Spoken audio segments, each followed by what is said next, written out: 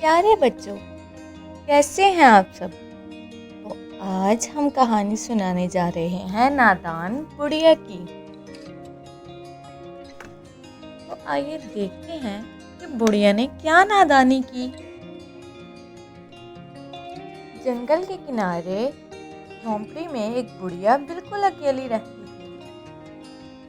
وہ گزر بسر کے لیے جنگلی پھل کھاتی اور قریب کی بہتی ندی کا پانی اور اس کی مچھلیاں بھی استعمال کرتی تھی۔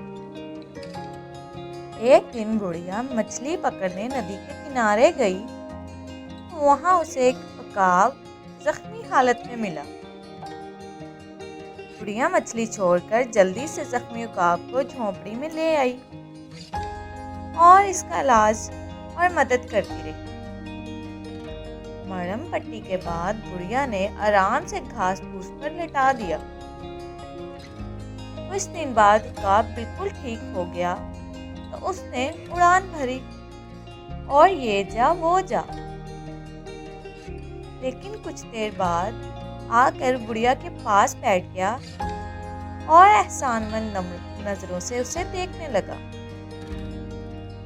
جیسے وہ اپنی زندگی بچانے پر بڑیا کا شکریہ ادا کر رہا ہو۔ بڑیا اس وقت مچھلی پکڑنے جا رہی تھی۔ چلتے چلتے بڑیا کی نظر عقاب کے ناخنوں پر پڑی تو وہ رک گئی اور خود سے کہا، اوہو، یہ تو اتنے لمبے ناخنوں کی وجہ سے کچھ کھا بھی نہیں سکتا، ایسے تو یہ بھوکا مر جائے گا۔ یہ سوچ کر بڑیا نے جھٹ سے عقاب کو پکڑا اور چاقو کے ایک ہی وار سے عقاب کے ناخن پنجوں سمیت کاٹ لیے اور مچھلی پکڑنے چل پڑی۔ واپسی پر اس نے عقاب کو بے سود پڑے دیکھا تو مسکرائی اور خود سے کہا، سونے دو، بیچارہ تھکا ہوا ہوگا۔ پھر بڑیا خود بھی سو گئی۔ شام کو جاگنے پر اس نے دیکھا کہ عقاب اسی حالت میں پڑا ہوا ہے۔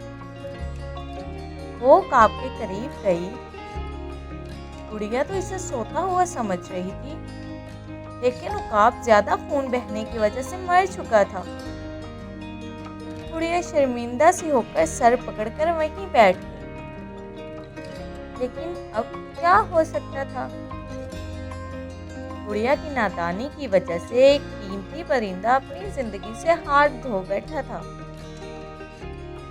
تو پیارے بچوں، امید کرتی ہوں کہ آج کی کہانی آپ کو اچھی لگی ہوگی۔ پھر ملیں گے۔ اللہ حافظ۔